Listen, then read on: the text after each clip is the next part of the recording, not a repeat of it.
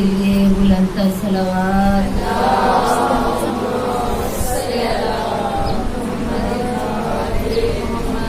صلوات کا پڑھنا عظیم عبادت ہے. اپنی زبانوں کو صلوات کے درود سے معطر کرتے ہوئے بلند تر صلوات.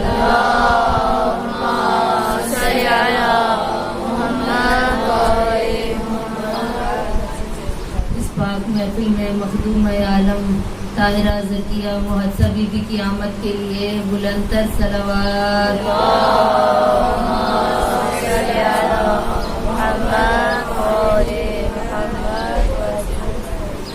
تاجل یوسف زہرا بلند تر صلوات.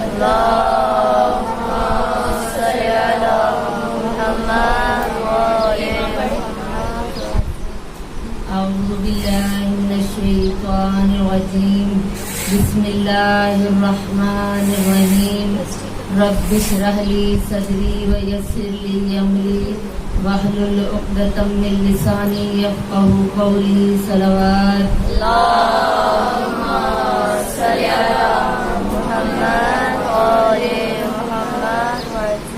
یا مقلب القلوب والابصار یا مدبر اللیل والنہار یا محول الحول والاحوال حول حالنا الی احسن الحال. صلوات.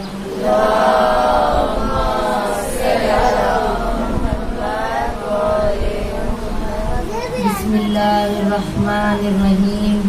الحمد للہ الذی لا يبلغ مدحته القائلون ولا يحصي نعمه العادون ولا يعدي حقه المجتهدون الذي ليس لصفته حد محدود ولا نعت ممدود فطر الخلائق بقدرته ونشر الرياح برحمته ثم الصلاة والسلام على أشرف الأنبياء والمرسلين وخاتم النبيين أبي القاسم محمد.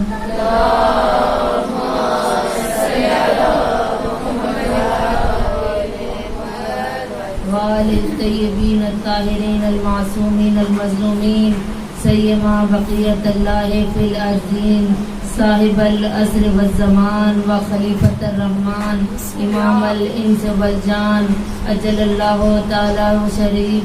بلند تر صلوات.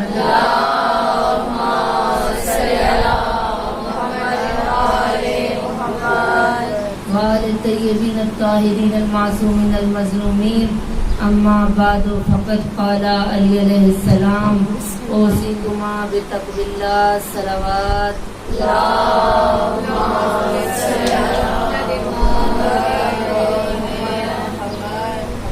نعرہ تکبیر. نعرہ رسالت. نعرہ رسالت. نعرہ حیدری. حیدری. حیدری. ان کا ایمان علی ہے. نعرہ حیدری. ان کی پہچان علی ہے. نعرہ حیدری. ان کی جان علی ہے. نعرہ حیدری. جن کا یہ عقیدہ ہے کہ علی کا نام لینے سے ختم قرآن کا ثواب ملتا ہے، ہاتھوں کو بلند کریں کہ نجف کا والی ہماری صدا پر لبیک کہے اور کہے کہ میرے چاہنے والے مجھے پکار رہے ہیں. حلال مشکلات کو پکارنا ہے، حاجت روا کو پکارنا ہے. جس نے نبیوں کی مدد کی، جس نے ولیوں کی مدد کی، ہر بندے مومن کی مدد کرنے والا، ہر بندے گناہگار کی مدد کرنے والا، ہر عاصی کی قبر میں آنے والا، چاہے کوئی علی کو مانے یا نہ مانے، چاہے کوئی علی کو مانتا ہو تب بھی علی اس کی قبر میں آئے گا، چاہے کوئی علی کو نہ مانے علی تب بھی اس کی قبر میں آئے گا. ہر بندہ مومن کی مدد کرنے والا اتنی صدا بلند ہو کہ نجف کا والی ہماری صدا پر لبیک کہے اور کہے کہ میرے چاہنے والے مجھے پکار رہے ہیں. نعرہ حیدری. حیدری. حیدری. محمد والے محمد. صلوات. اللہم صلی علی محمد. کہا مزاج گل شاخ گل پہ دیکھو، مقام خوشبو صبا سے پوچھو. آپ لوگ مجھے ایسا لگ رہا ہے جیسے ابھی ہی بیدار ہو کر مجلس میں تشریف لائی ہیں. یقیناً چونکہ شب قدر تھی، صرف آپ کی توجہ کے لیے، تاکہ آپ لوگوں کے ذہن مجلس حسین کے لیے، ایام علی چل رہے ہیں، یوم علی کے لیے آمادہ ہو جائے. کم مزاج گل شاخ گل پہ دیکھو، مقام خوشبو صبا سے پوچھو. علی کا رتبہ گھٹانے والوں، علی کا رتبہ خدا سے پوچھو. لیکن منکر نکیر پوچھیں گے تو کچھ یہ کہہ کے میں ٹال دوں گی، سوال مشکل ہے اے فرشتوں، جواب مشکل کشا سے پوچھو.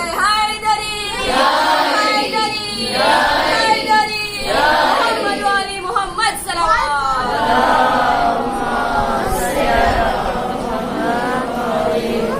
مجھے مشکل سے کیا خطرہ، علی کا نام کافی ہے. مجھے مشکل سے کیا خطرہ، علی کا نام کافی ہے. اجل کا روک دوں رستہ، علی کا نام کافی ہے. قبر میں اچانک سے خوف سے جو اٹھ بیٹھی، قبر میں اچانک سے جو خوف سے اٹھ بیٹھی، فرشتوں نے کہا سو جا، علی کا نام کافی ہے. صلوات پڑھیں بر محمد والے محمد.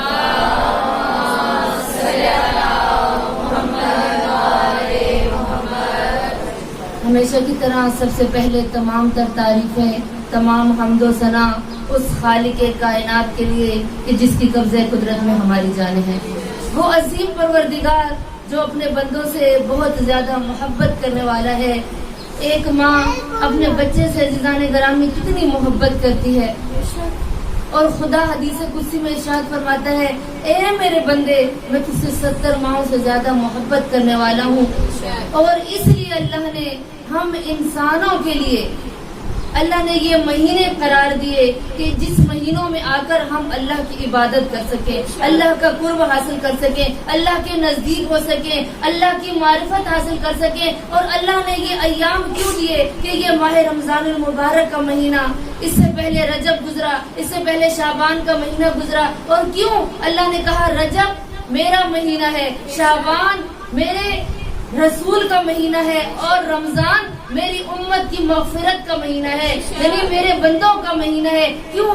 ماہ رمضان کی راتیں دوسری راتوں سے افضل، اس کے دن دوسرے دنوں سے افضل. اور پھر اللہ نے شب-ہائے قدر کو بھی ماہ رمضان المبارک میں قرار دے دیا.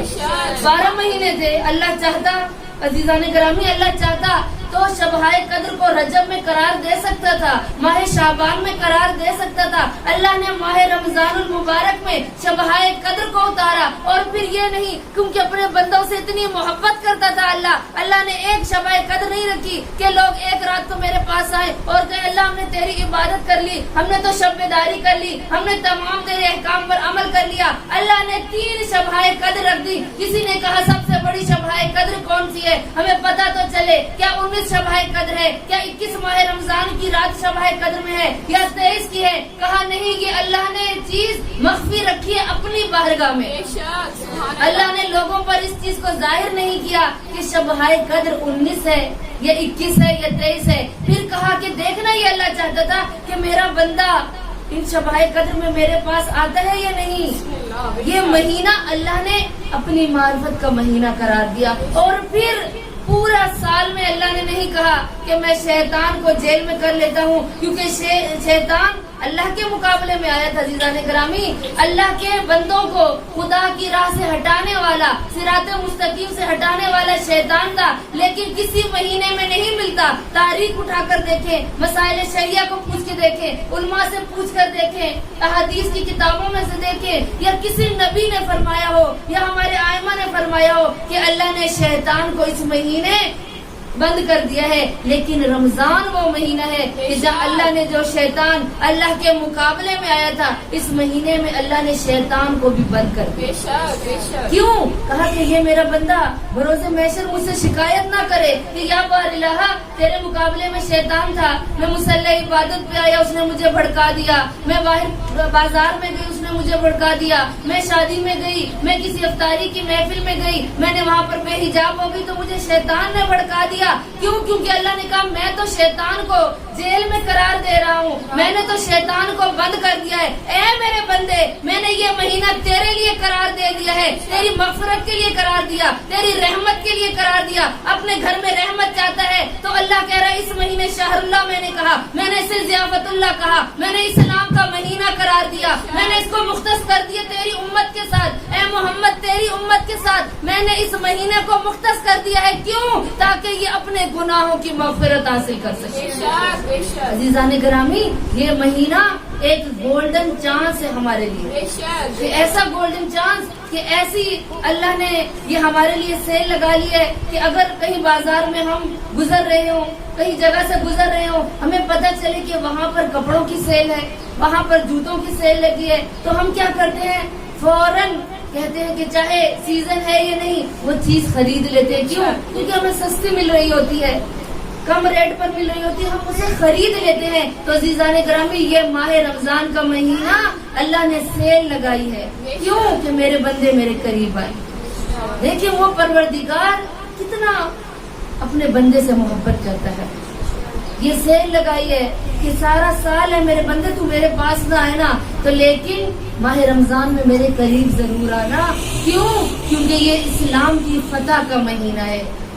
इसीलिए सबसे पहली जंग बदर थी, वही माह रमजान में हुई। और देखिए कि अगर तौहीद समझ आ जाएगी तो इमामत समझ में आएगी। अगर हम अली के शिया हैं तो अली कौन सी हस्ती है, उस हस्ती को हमने पहचानना है, हमने तौहीद को समझना होगा। क्योंकि अगर तौहीद समझ में आएगी तब हमें अली समझ में आएगा। क्योंकि अली है कौन सी हस्ती जिसका आज हम यौम शहादत मना रहे हैं? अली हस्ती ही वो है कि जिसने सारी जिंदगी अल्लाह के बताए हुए अहकाम पर अमल किया। अल्लाह ने कहा कि मैं अपने रसूल से मोहब्बत करता हूँ, अली ने रसूल से मोहब्बत की। अल्लाह ने कहा कि रसूल की इत्तबा वाजिब है, तो अली ने क्या कहा कि अली ने फौरन दावत ज़िल अशीरा में कि 13 साल या 10 साल की उम्र मिलती है, फौरन इत्तबा रसूल का दावा कर दिया। और लोगों ने हंसकर कहा कि या रसूल अल्लाह, ये छोटा सा बच्चा आपका क्या साथ देगा जिसकी उम्र या 10 साल तारीख कहती है या 13 साल का सिन था अली इब्न अबी तालिब का। लेकिन इत्तबाए रसूल चूंकि अल्लाह का हुक्म था, इसलिए अपने ऊपर वाजिब करार दे दिया। सलवात पढ़ने का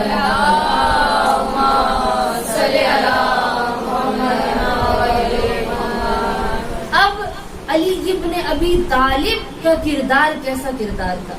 अली का शिया होना इतना आसान नहीं है अज़ीज़ान गिरामी। हम कह दें कि हम अली के शिया हैं। हम क्यों अली के शिया हैं? हम अली की मजलिस में आते हैं, हम अली के नारे लगाते हैं, हम अली का नाम लेने वाले हैं, हम अली का विर्द करने वाले हैं, हम नादे अली पढ़ने वाले हैं। अज़ीज़ान गिरामी, ये हमारे दावे हैं। बात जब है कि अली इब्न अबी तालिब क्या है, सिराते मुस्तकीम पर चलने वाले अली इब्न अबी तालिब हौज़े कौसर पर खड़े होकर कहे कि वो मेरा चाहने वाला आ रहा है, वो मेरे मानने वाली आ रही है, वो मेरे किरदार पर चलने वाली आ रही है। इन्होंने मेरे अपने बच्चों की तरबियत की तो अली का किरदार देखते हुए अपने किरदार को अपनाया।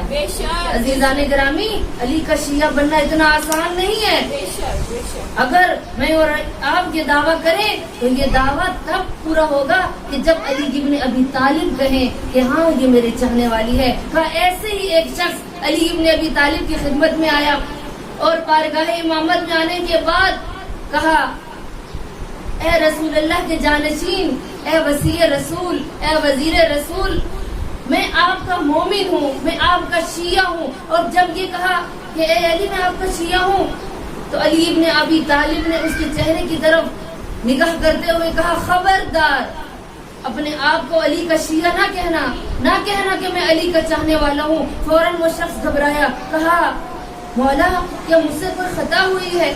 आप मुझसे नाराज हैं जो कह रहे हैं कि मैं आपका शिया नहीं हूँ। क्या तुझे पता है कि शिया की सिफात क्या होती है, शिया का किरदार क्या होता है? मेरा चाहने वाला हो, मेरा नाम लेने वाला हो, लेकिन उसका किरदार मेरे किरदार से मुनाफी हो, मेरे किरदार के साथ उसका किरदार ना मिलता हो कि जिस तरह से मेरा किरदार है, अगर मेरे जैसा उसका किरदार नहीं होगा तो वो मेरा शिया नहीं हो सकता। अब वो शख्स ये सुनकर घबरा गया, कहा, मौला आप जो कहते हैं मैं वही करता हूँ, आपकी इत्तबा करता हूँ, आपने जो फरमाया आपके हुक्म पर मैंने सर तस्लीम खम कर लिया है और आप इस तरह से फरमा रहे हैं। मौला ने कहा, नहीं, तू मेरा शिया नहीं है, मेरा नाम लेना काफी नहीं है تیرے لیے اتباع کرنا علی کی ضروری ہے. یہ دیکھ علی کا کردار کیا ہے. دیکھ میں متقیوں کا امام ہوں, میں امیر المومنین ہوں, میں امام المتقین ہوں, میں جو زہد و تقوی نہ رکھتے ہوں, جو نماز نہ پڑھتے ہوں, میں ان کا امام نہیں ہوں, میں مومنوں کا امام ہوں, امیر المومنین ہوں. کا مولا پھر بتا دے علی کی شیعہ کی صفات کیا ہوتی ہیں. وہ ہم جیسا تھا, کیونکہ ہمارا بھی زبانی دعویٰ ہے کہ ہم علی کے شیعہ ہیں. کہا مولا شیعہ کی صفات کیا ہوتی ہیں, آپ مجھے بتا دیں تاکہ میں ان شرائط پر ان صفات کو اپنے اندر لاگو کر سکوں, ان صفات پر عمل کر سکوں. کہا اگر سننا چاہتا ہے تو میں تجھے بتاتا ہوں کہ علی کی شیعہ کی صفات کیا ہوتی ہیں. علی کی شیعہ کی صفات یہ ہوتی ہیں کہ وہ اللہ کا خوف رکھتا ہوتا ہے, وہ رسول کی اتباع کرنے والا ہوتا ہے, وہ توحید کو ماننے والا ہوتا ہے, اس کی نماز کبھی قضا نہیں ہوتی, وہ زہد و تقوی کو اختیار کرنے والا ہوتا ہے, وہ یتیموں پر رحم کرنے والا ہوتا ہے, وہ صلح رحمی کرنے والا ہوتا ہے, وہ غریبوں کی مدد کرنے والا ہوتا ہے, وہ فقیروں کو عطا کرنے والا ہوتا ہے. وہ اگر سڑک پر چلتا ہے تو بھی لوگوں کو پتا ہوتا ہے کہ علی کا شیعہ جا رہا ہے, کوئی عام بندہ نہیں جا رہا ہے. اگر سننا چاہتا ہے تو سن کہ میرا شیعہ کون ہوتا ہے. میرا شیعہ وہ ہوتا ہے جو زہد و تقوی اختیار کرنے کے بعد وہ اپنی اولاد کی تربیت کس طرح سے کرتا ہے, جس طرح میں علی چاہتا ہوں, جس طرح میں نے اپنے بچوں کی تربیت کی ہے, اسی طریقے سے وہ اپنے بچوں کی تربیت کرتا ہے. اگر وہ راستے پر چلتا ہے تو اعتدال اختیار کرتا ہے, کبھی وہ فضول خرچی نہیں کرتا, کبھی وہ جھوٹ نہیں بولتا, کبھی وہ غیبت نہیں کرتا, کبھی وہ چوری نہیں کرتا. اگر سننا چاہتا ہے تو سنے بندہ مومن, علی کا شیعہ وہ ہوتا ہے جو صرف زبان سے دعویٰ نہیں کرتا بلکہ اس کا کردار بھی علی جیسا ہوتا ہے.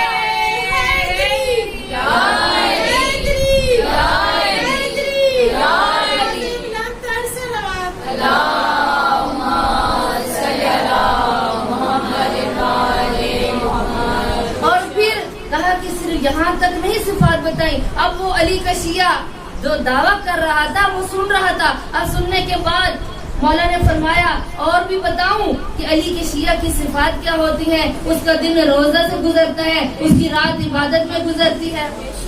اس کا دن روزے سے گزرتا ہے, اس کی رات عبادت میں گزرتی ہے. کیوں؟ کہا میں علی ابن ابی طالب سردیوں کی نمازوں کو پسند کرتا ہوں اور گرمیوں کے روزوں کو پسند کرتا ہوں. آئیے اب میں اور آپ جو علی کے شیعہ ہونے کے دعویٰ کر رہے ہیں, ہم دیکھیں کہ ہم گرمیوں میں کتنا روزہ رکھتے ہیں اور کتنا سردیوں میں راتوں کو کھڑے ہو کر ہم عبادت پروردگار کرتے ہیں. عزیزان گرامی, علی کوئی عام ہستی نہیں.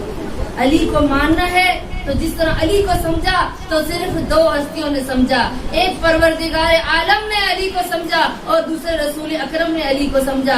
اور پھر ادھر رسول اکرم فرماتے ہیں اگر مجھے صحیح معنی میں پہچانا تو اللہ کی ذات نے پہچانا اور علی نے مجھے پہچانا.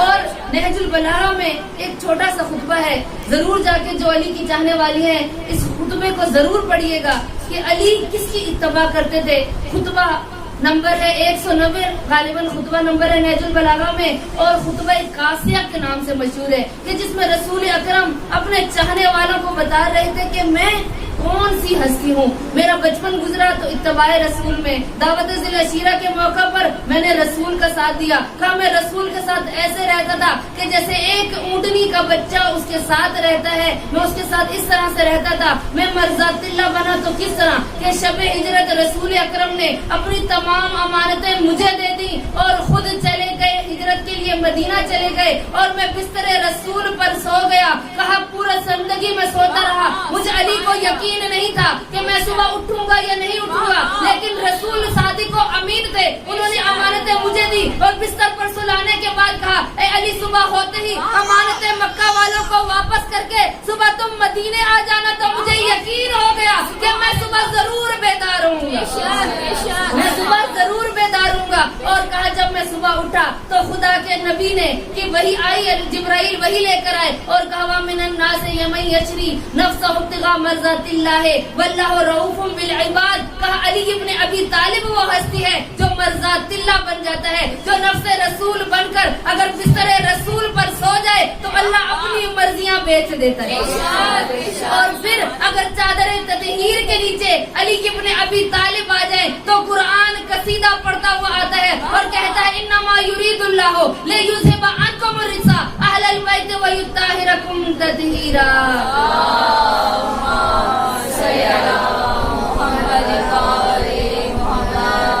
اور پھر کہا خطبہ قاسیہ میں ہی کہا میں اتباع رسول کرنے والا ہوں, میں اللہ کا حکم ماننے والا ہوں, میں رسول کے اوپر اپنی جان کو قربان کرنے والا ہوں. اور بستر رسول پر صرف علی ابن ابی طالب عزیزان گرامی نہیں سوئے, بلکہ اس کے بعد کہا کہ ایک وقت ایسا آیا کہ مسجد نبوی میں سب لوگ نماز ادا کر رہے تھے اور نماز ادا کرتے ہوئے کہ ایک سائل دروازے پر آیا. مسجد نبوی کے دروازے پر آنے کے بعد کہنے لگا کوئی ہے کہ جو خدا کے نام پر مجھے کچھ عطا کرے گا. سب لوگ اپنی نمازوں میں مشغول ہو گئے, کچھ لوگ بیٹھے ہوئے تھے, لیکن کسی نے فقیر کی صدا پر کان نہیں رکھا. علی ابن ابی طالب کہتے ہیں میں رکوع کے حالت میں تھا, میں نے فقیر کی طرف دیکھا اور فقیر کو اشارہ کیا. کہا میں نے انگلی سے اشارہ کیا اور فقیر آیا میری انگلی سے انگوٹھی اتار کر لے گیا. ابھی چند وقت ہی گزرا تھا کہ اللہ تعالیٰ نے جبرائیل سے کہا جا جبرائیل فوراً جا وحی لے کر اور جا کر میرے پیارے حبیب سے کہہ دے, میرے یاسین مدثر نبی سے کہہ دے, میرے طٰہٰ مزمل نبی سے کہہ دے کہ اللہ قرآن ابھی نازل نہیں ہوا. عزیزان گرامی ابھی قرآن نازل نہیں ہوا, اللہ نے فوراً یہ آیت نازل کی انما ولیکم اللہ ورسولہ والذین آمنوا الذین یقیمون الصلاۃ ویؤتون الزکاۃ وہم راکعون. کہا تمہارا ولی اللہ ہے اور اس کا رسول ہے اور وہ ہے جو حالت رکوع میں زکات دیتا ہے. ادھر مسجد نبوی میں جب یہ آیت نازل ہوئی رسول اکرم نے منبر پر آ کر اس آیت کو دہرایا, لوگ حیران ہو گئے کون ہے کہ جس نے ابھی حالت رکوع میں زکات دی ہے. کہا کون ہے؟ جب رسول اکرم چونکہ جانتے تھے نبی تھے, علم نبوت رکھتے تھے, جانتے تھے کہ علی نے زکات دی ہے, لیکن لوگوں کو بتانا یہ چاہتے تھے. آئے منبر پر اور کہا کہ ابھی جبرائیل تھوڑی دیر پہلے میرے پاس آیا ہے اور مجھے یہ خبر دی ہے کہ کوئی آج مسجد نبوی میں کوئی ایسا نمازی تھا کہ جو نماز بھی نہیں چھوڑ رہا تھا لیکن خدا کو بھی راضی کر رہا تھا, سائل کو بھی راضی کر رہا تھا. اب کون تھا؟ لوگ ایک دوسرے کی طرف دیکھنے لگے. سورہ مائدہ آیت نمبر 55 سبحان اللہ جو علی کی شان میں نازل ہوئی. اب جب رسول اکرم نے پوری آیت سنا دی اور سنانے کے بعد لوگ ایک دوسرے کی طرف دیکھنے لگے اور کہا ہمیں تو معلوم نہیں ہے کہ کس نے حالت رکوع میں زکات دی ہے. ابھی سائل گیا نہیں تھا, دروازے پر ہی کھڑا تھا. اس نے کہا کہ میں بتاتا ہوں کہ کس نے. سائل نے کہا میں بتاتا ہوں کہ کس نے حالت رکوع میں زکات دی ہے. کہا علی ابن ابی طالب کی طرف انگلی سے اشارہ کرنے کہا کہ یہ وہ شخص ہے کہ جس نے حالت رکوع میں زکات دی ہے. اب جب رسول اکرم نے علی ابن ابی طالب کے چہرے کی طرف دیکھا اور مسکرا کر کہا کہ ہاذا یہ کیا ہے؟ کہا کہ انا من نور علی واحد, کا میں اور علی ایک ہی نور سے خلق ہوئے.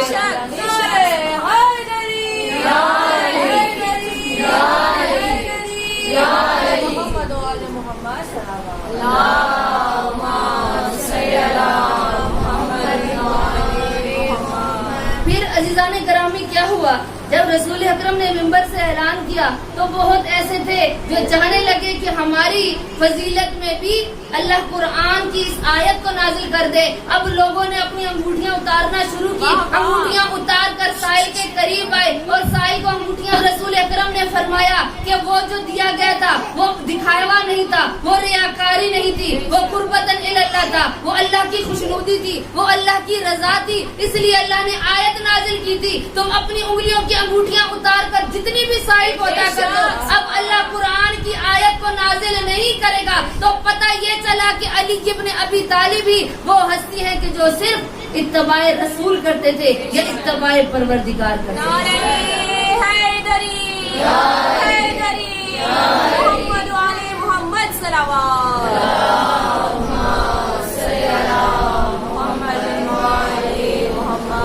یقیناً عزیزان گرامی اسی لیے اللہ نے اپنا کلمہ جب بھیجا تو کہا لا الہ الا اللہ, اور جب محمد کی پہچان کے لیے نبوت کو بھیجا, نبی کو بھیجا تو کہا محمد الرسول اللہ. اور پھر جب علی کو بھیجا تو کیا کہا؟ علی ولی اللہ، یعنی اللہ نے اپنا لفظ، اپنا نام، اپنا اسم گرامی اللہ کا لفظ یا اللہ نے اپنی توحید میں بیان کیا یا نبی کے کلمے میں بیان کیا یا علی ولی اللہ کے ساتھ اپنا لفظ قرار دیا کہ بتانا یہ چاہتا تھا اللہ کہ میرے اس وسیع کی فضیلت کیا ہے، میرے نکاح میں علی کا مقام کیا ہے، کیونکہ علی کوئی عام ہستی نہیں ہے۔ عزیزان گرامی، علی کو ہم نہیں پہچان سکتے، کیونکہ خود علی نے فرمایا کہ مجھے پہچانا تو یا رسول نے پہچانا یا پروردگار نے پہچانا۔ علی کو پہچاننا ہو تو رسول جیسا دل چاہیے، رسول جیسا علم چاہیے، تو مومنات کوشش یہ کریں کہ ہمارا کردار علی جیسا کردار ہو، اور اس کے لیے ضروری ہے کہ اتباع پروردگار ہو، یہ اتباع رسول ہو، یہ رسول اکرم کا یہ جانشین جو امام المتقین ہے، جو متقیوں کے امام ہے، کہ جو دنیا کے بارے میں کہتے تھے کہ یا دنیا غرن غیری، اے دنیا میں نے تجھے 3 دفعہ طلاق دی ہے، تو پھر بھی میرے قریب آتی ہے۔ عزیزان گرامی، طلاق مسائل شریعہ کہ جو خواتین جانتی ہیں، اگر ایک طلاق دی جائے تو انسان رجوع کر سکتا ہے، دوسری دفعہ طلاق دی جائے تو انسان رجوع کر سکتا ہے، لیکن علی ابن ابی طالب نے 3 طلاقیں دی، کیونکہ جب تیسری طلاق ہو جائے تو انسان رجوع نہیں کر سکتا۔ اور علی ابن ابی طالب نے اس دنیا کو، یہ لہو و لہاب کی دنیا، یہ عارضی زندگی، یہ عارضی دنیا کو علی ابن ابی طالب نے 3 دفعہ طلاق دی، اور کہا اے دنیا تو لباس بدل کر، تو خوبصورت بن کر میرے قریب آتی ہے، لیکن میں علی تیرے دھوکے میں نہیں آؤں گا، میں تیرے فریب میں نہیں آؤں گا، تو جانتی نہیں کہ میں کون ہوں، میں سارا دن جنگوں میں گزارتا ہوں اور رات کو خدا کی حمد و ثنا کرتا ہوں۔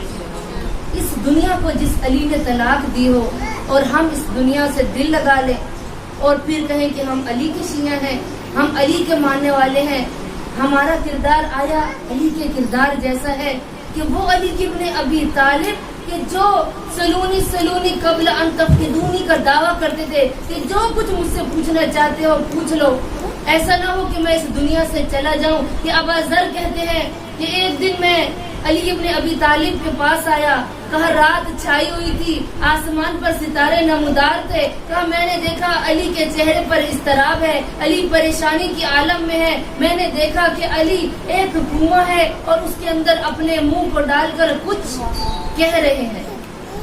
کہا میں قریب گیا، میں اس کنویں کے قریب گیا تو میں نے دیکھا کہ علی فرما رہے ہیں کہ جو اللہ نے مجھے علم عطا کیا تھا، جتنا علم اللہ نے مجھ علی کو عطا کیا تھا، اتنا مجھ سے کسی نے حاصل نہیں کیا۔ کاش کوئی مل جاتا کہ جو علم اللہ نے میرے سینے میں رکھا ہے، یہ راز، یہ مخفی ہے میرے سینے کے اندر، کوئی مل جاتا تو میں اس کو یہ علم عطا کرتا، لیکن اس دنیا میں کوئی بھی نہیں کہ جو اس علم کو سمجھے۔ اور پھر ابو ذر کہتے ہیں کہ اس کے بعد امام علی علیہ السلام فرماتے ہیں زندگی بہت کم ہے، سفر بہت طولانی ہے، توشہ آخرت بہت کم ہے۔ علی ابن ابی طالب جیسی ہستی کہے کہ میرے پاس توشہ آخرت نہیں ہے، میرے پاس اگلی زندگی کے لیے کوئی سامان نہیں ہے۔ عزیزان گرامی، کہ وہ علی جو مرضی پروردگار کے علاوہ حرکت نہیں کرتے تھے، جو مرضی رسول کے علاوہ اپنی زبان کو جنبش نہیں دیتے تھے، تو وہ علی کہ جو ناقصین و مارکین کے قاتل تھے، کہ وہ علی جو حبل اللہ المتین تھے، وہ علی جو عمود اسلام تھے، وہ علی کہ جو وجہ اللہ ہے، وہ علی جو لسان اللہ ہے، وہ علی جو ید اللہ ہے، وہ علی جو اذن اللہ ہے۔ اب اتنی صفات کے باوجود علی خدا کی بارگاہ میں آتے تھے تو کانپتے تھے، تھر تھراتے تھے کہ میں کسی کی بارگاہ میں آ گیا ہوں، میں نے جواب دینا ہے خدا کی بارگاہ میں۔ عزیزان گرامی، میں اور آپ علی کا شیعہ بننا عزیزان گرامی آسان نہیں ہے۔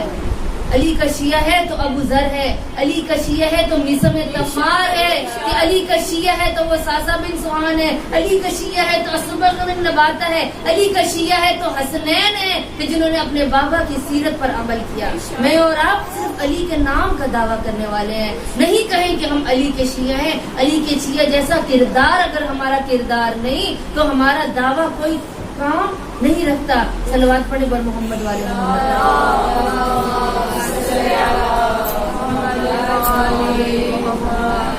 یہ علی ابن ابی طالب کا ایک دن مسجد کوفہ کے منبر پر تشریف فرما ہے، لوگوں کا ہجوم ہے، اور علی ابن ابی طالب فرماتے ہیں سلونی سلونی قبل ان تفقدونی، کہ پوچھ لو جو مجھ سے پوچھنا چاہو، میں زمین سے زیادہ آسمان کے راستوں کو بہتر جانتا ہوں۔ اگر توریت والے آ جائے تو میں توریت والوں کو توریت سے جواب دوں گا، اگر انجیل والے آ جائیں تو انجیل والوں کو انجیل سے جواب دوں گا، اگر کوئی زبور والے آ جائیں تو زبور سے ان کو جواب دوں گا، اگر کوئی قرآن پڑھنے والے آ جائیں تو میں ان کو قرآن سے جواب دوں گا، اگر مسند علم بچھا دی جائے اور ممبر لگا دیا جائے اور علی ابن ابی طالب کو جگہ دی جائے کہ میں ہر ایک کو اس کے سوال کا جواب ضرور دوں گا۔ اب جب رسول اکرم کے جانشین نے کہا کہ پوچھ لو، مجھ سے کچھ پوچھنا چاہتے ہو قبل اس کے کہ میں اس دنیا سے چلا جاؤں، اب کہا کہ ایک کچھ لوگ جو پروپیگنڈا کر کے آئے، آ کر مسجد کوفہ میں رسول کے اس جانشین کے سامنے بیٹھ گئے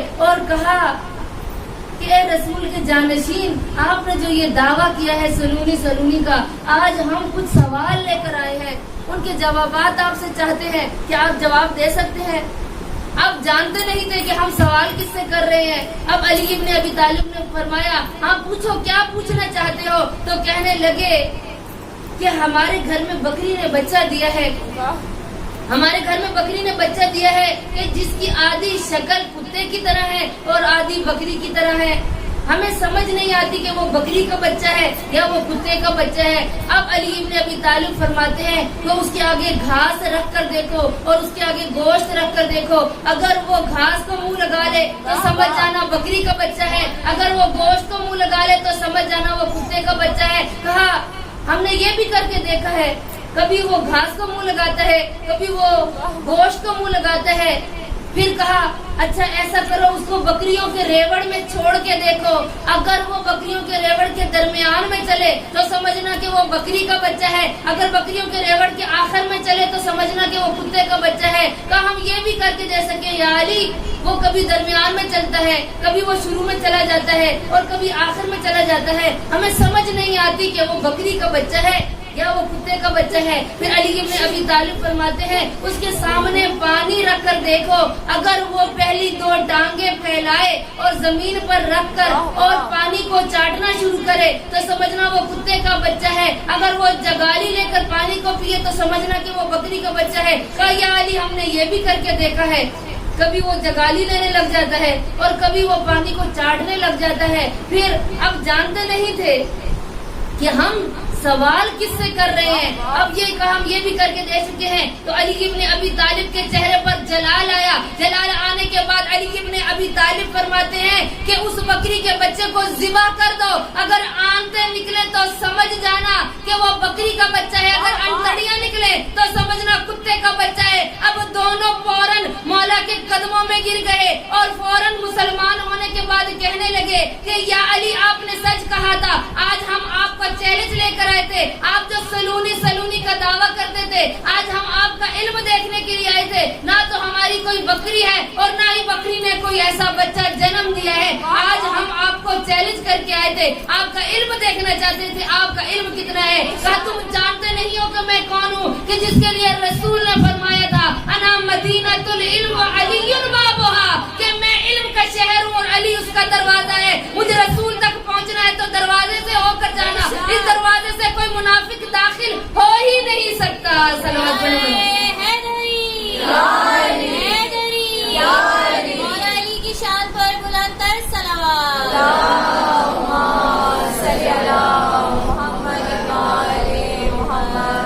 تو عزیزان گرامی، علی ابن ابی طالب کوئی عام ہستی نہیں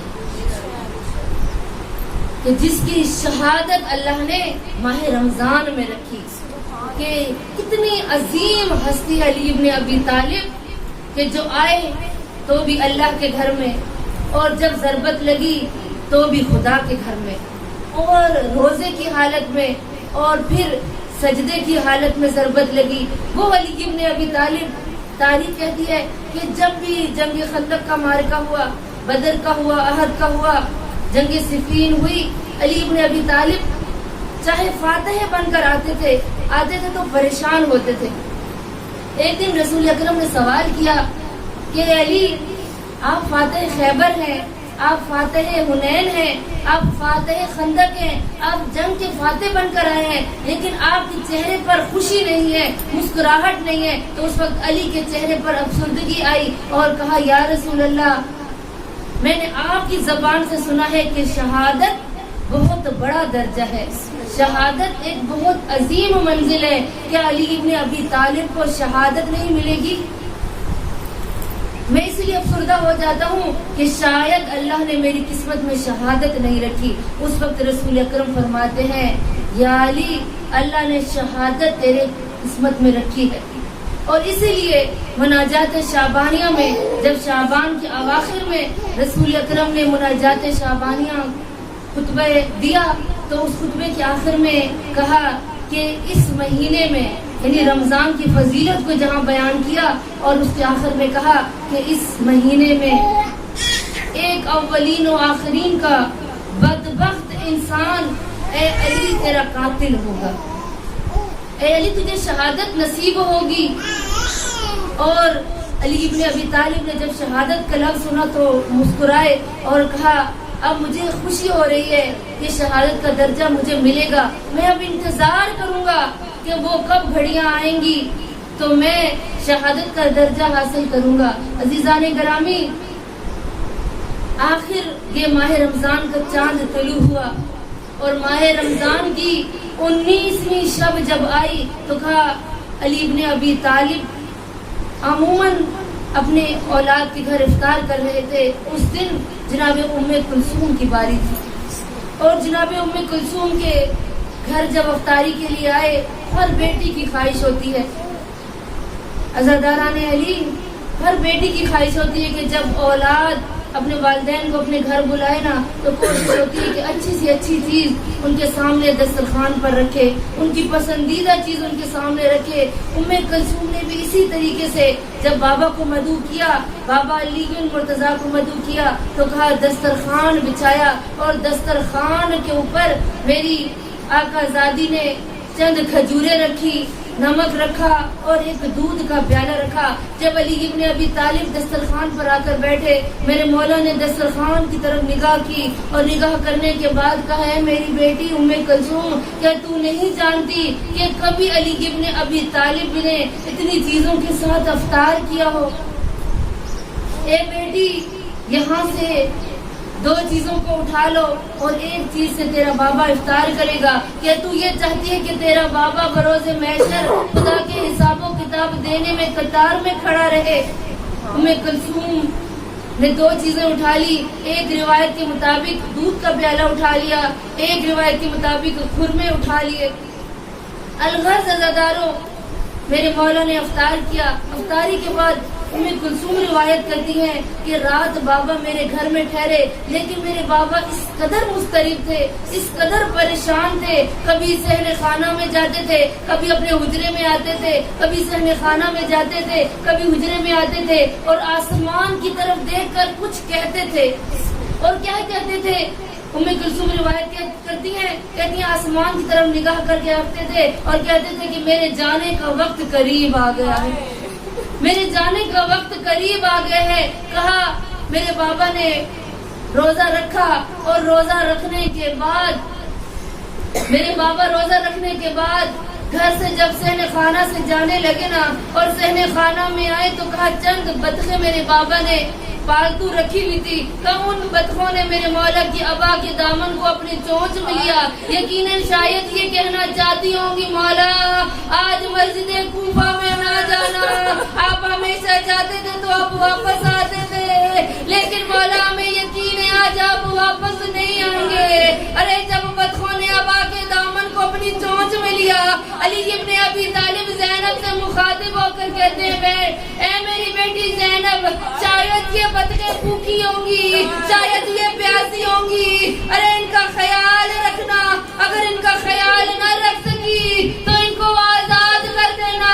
और मैं कुर्बान जाऊं मौला आपके ऊपर, और जो जाते हुए भी अपनी औलाद को और ये नसीहत कर रहे हैं, अरे वो वक्त आ गया मेरे मौला मस्जिद कूफा में आए, और मस्जिद कूफा में जब आए ना इब्ने मुल्जिम मुरादी इत्काफ में, अरे वो कमर के बल लेटा हुआ था, ऊंधा लेटा हुआ था, इसने जब लेटा हुआ था मौला करीब आए और आकर मेरे मौला ने खुद गुलदस्ते अजान पर अजान दी, नमाज का वक्त करीब हुआ, आकर इब्ने मुल्जिम से कहते उठ, और जिस काम के लिए आया है उठ, नमाज का वक्त करीब हो गया है। अरे इब्ने मुल्जिम को उठाकर मेरे मौला आए हैं मेहराब इबादत में, और मुसल्ला इबादत पर आने के बाद अली की पहली रकात का दूसरा सजदा था, और कातिल इब्ने लईन और इब्ने मुल्जिम आगे बढ़ा जो पीछे सब में नमाज पढ़ रहा था,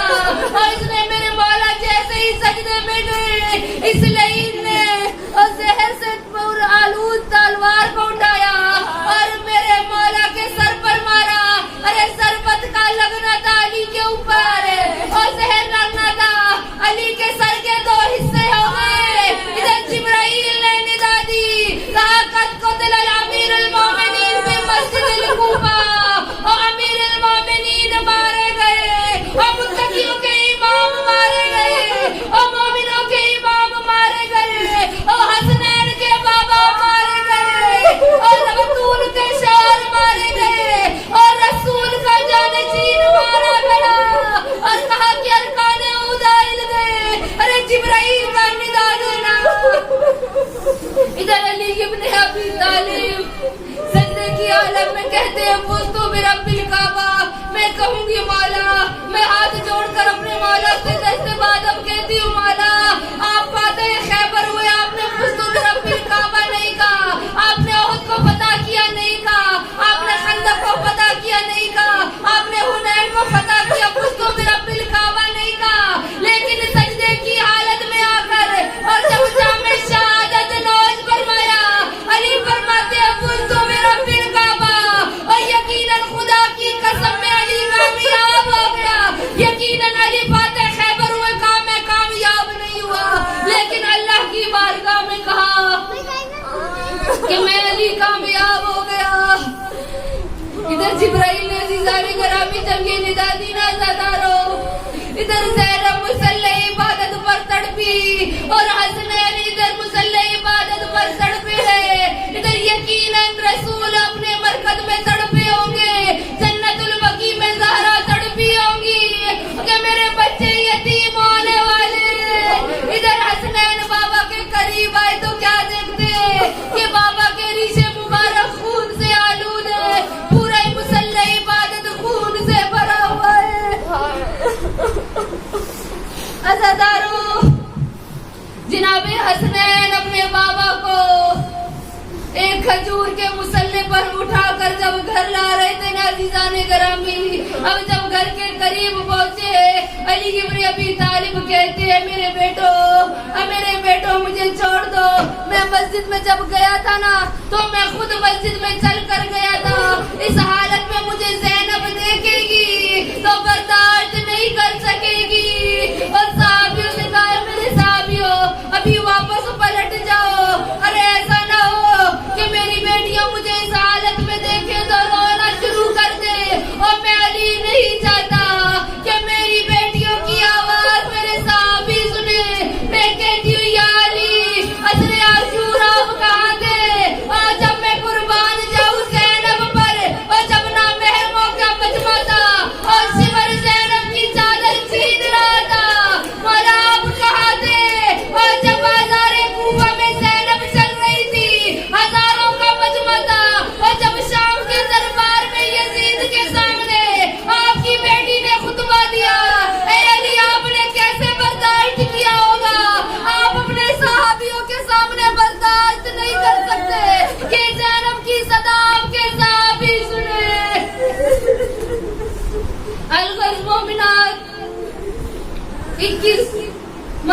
रमजान मुबारक की रात आ गई।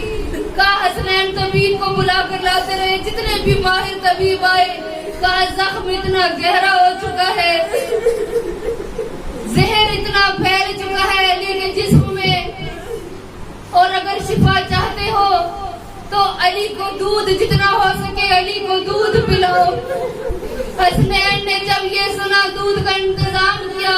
कहा जब तबीब ने ये हुक्म दिया ना, तमाम कूफा के यतीम बच्चे अपने घरों से दूध के प्याले उठाकर पूरा कूफा, कोई खवातीन है कोई बच्चे, अपने घरों से दूध के प्याले उठाकर अली इब्न अबी तालिब के दरवाजे पर आए। हसनैन के दरवाजे पर जब दस्तक हुई ना, जनाब हसनैन कहते हैं, इमाम हसन से रिवायत है, कब मैंने दरवाजा खोला, देखा एक बेवा खातून है, उसके साथ उसके यतीम बच्चे हैं, हाथ में दूध का प्याला पकड़ा हुआ है। इमाम हसन फरमाते हैं क्यों आए हो? कहा जब से तबीब ने ये हुक्म दिया है कि जिस कदर हो सके अली को दूध पिलाओ। कहा मेरे घर में एक ऊँटनी है, मेरा शौहर इस दुनिया से चला गया है, मैं ऊँटनी का दूध निकालती हूँ, बाजार में फरोख्त करती हूँ और उधर से घर का सामान लेती हूँ। आज सुबह जब मैंने ऊँटनी का दूध निकाला ना और बेचने के लिए जब जाने लगी, मेरे यतीम बच्चे मेरे करीब आए। कहा आज दूध ना बेचना, हम अली के दरवाजे से सुनकर आए, अली को सरबत इतनी सख्त लगी है कि अली का जख्म इतना गहरा है, तबीब ने ये ऐलान किया है और अली को जिस कदर ज्यादा हो सके दूध पिलाओ।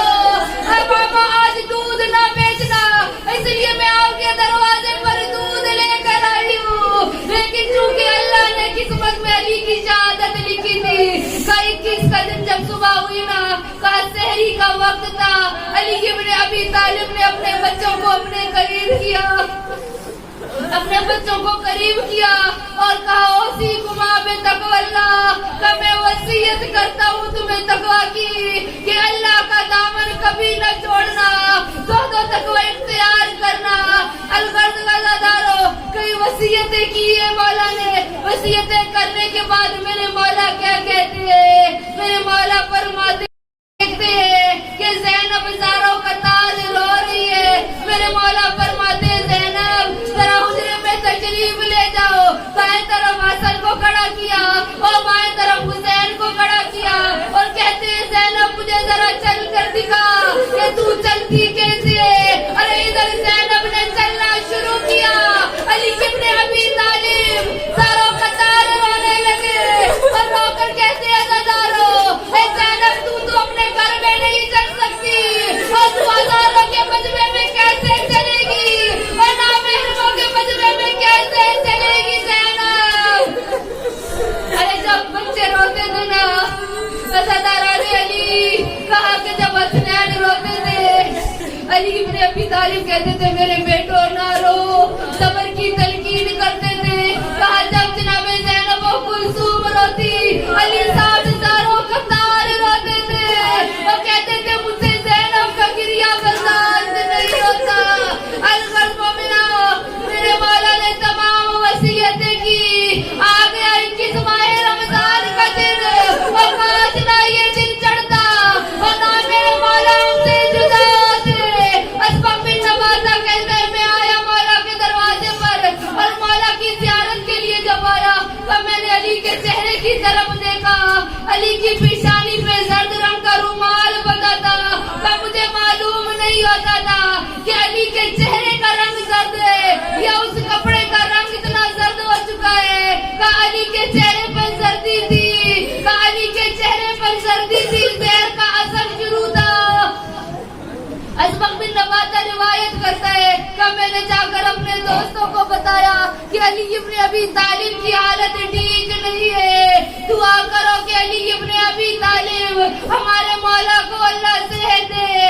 आखिर 21 रमजान की सुबह मेरे मौला अपनी औलाद को वसीयतें कर चुके और सब कुछ वसीयतें करने के बाद हसनैन से कहते हैं कि मेरा जनाजा रात की तारीकी में उठाना। मोमिनात सुनेगी का 3 जनाजे ऐसे हैं जो रात की तारीकी में उठे। एक जनाजा रसूल का था जो रात की तारीकी में उठा और दूसरा जनाजा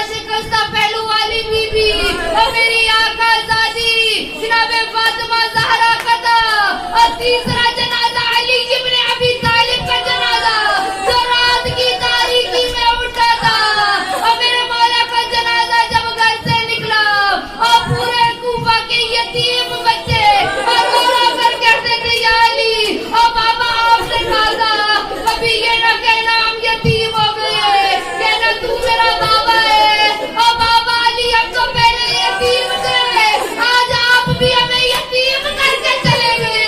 ارے کوفہ میں کوہرام بپا ہوا، کوفہ میں کوہرام بپا ہوا، مولا کا جنازہ دفنا دیا گیا۔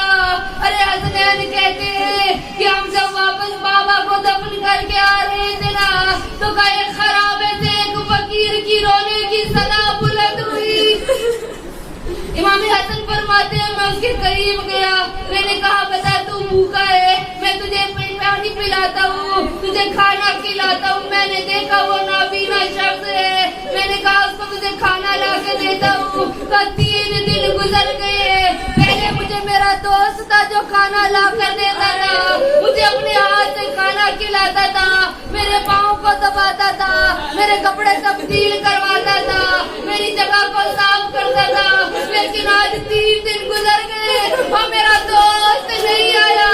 اور جب نبینا فقیر نے رونا شروع کیا، امام حسن فرماتے ہیں کوئی علامت کوئی نشانی بتا جو تیرے دوست کی ہو۔ فقیر رو کر کہتا ہے اس کا لہجہ تیرے لہجے سے ملتا تھا، اور اس کے پاس سے جو خوشبو آتی تھی وہ خوشبو تیرے اپنے مبارک سے آ رہی ہے۔ حسن فوراً سمجھ گئے کہ یہ میرے بابا علی کی بات کرتا ہے۔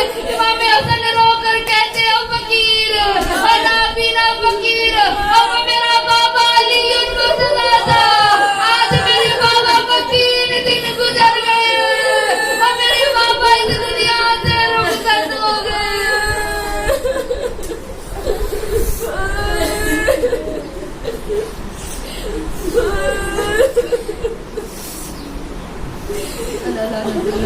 القوم الظالمين